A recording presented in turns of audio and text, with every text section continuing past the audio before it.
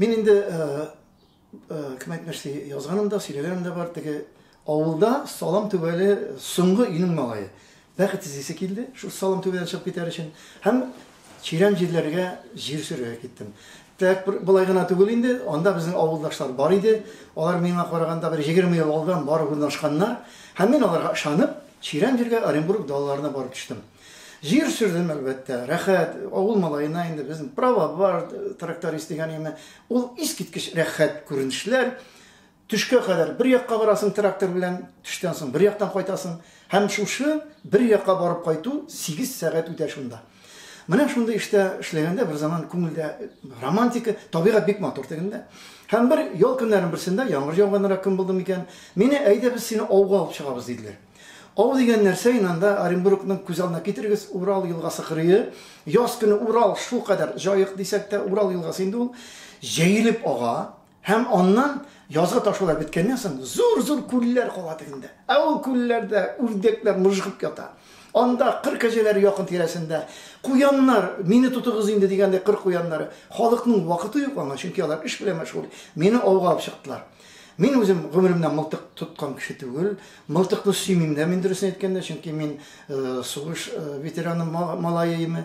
Шуңа күрә мин утлы коралны бик сөймим, ләкин ярып бардым. Табигать күрәс килеп.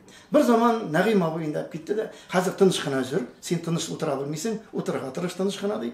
Шуннан камышлар арасына кирип атып җибәрде. Бер болыт кебек күтүп күтәрелеп китте үрдәкләрнең. Һәм карап тора су өстендә бер үрдәк тә юк. Шуннан Нәгыйм абый әйтә, һәр кулда калтырый инде, күздә күреп бетми, тимәдем бугайды үрдәккә мин ди. Бер заман кайтып китәргә җыенганда, карасак бер камыш, җикән камыш селкенә тегендә. Нәгыйм абый әйтә, тукта. Кирде җырып, моннан аның итек инде бил тиңетен җырып кирде, теге камышны җылкып алды бу. Ә сез беләсез нәрсә килеп чыкты шунда?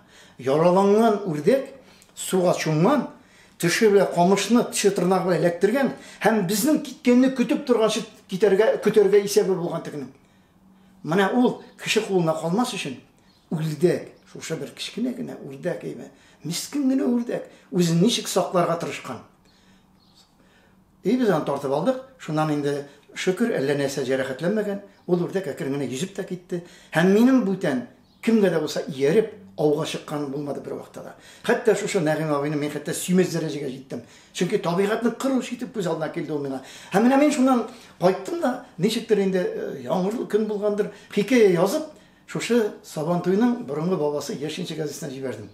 Анда инде Зөлфәттән хат килгән. Синең хикәяң ошат. Ул мине Оренбург малай дип белгән. Чөнки Оренбургта татарлар бик күп андаймы.